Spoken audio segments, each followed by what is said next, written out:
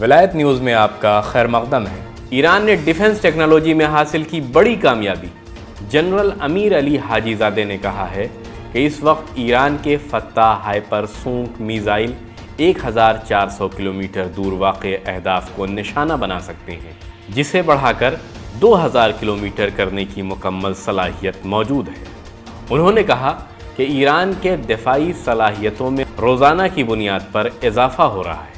General امیر علی حاجی زادے نے کہا کہ سپاہ پاسداران انقلاب اسلامی کی نگاہ مستقبل کی جانب ہے اور مسلسل اس نوعیت کی اچھی خبریں سناتے رہیں گے۔ سپاہ پاسداران کے ایرو اسپیس فورس کے کمانڈر نے زور دے کر کہا کہ ایران نے دفاعی صنعت کی تمام پیچیدہ ٹیکنالوجی تک دسترسی حاصل کر لی ہے۔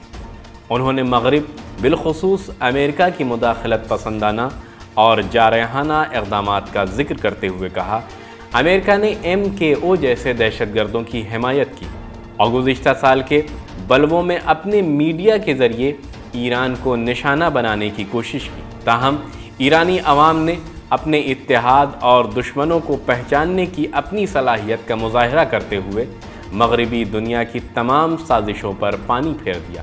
قابل ذکر ہے کہ گزشتہ 6 جون کو سپاہ پاسداران انقلاب اسلامی کے ماہرین کے ہاتھوں تیار ہونے والی فتح میزائل کی رونمائی کی تھی، جسے دنیا کا کوئی بھی میزائلی دفاعی سسٹم روکنے پر قادر نہیں ہے۔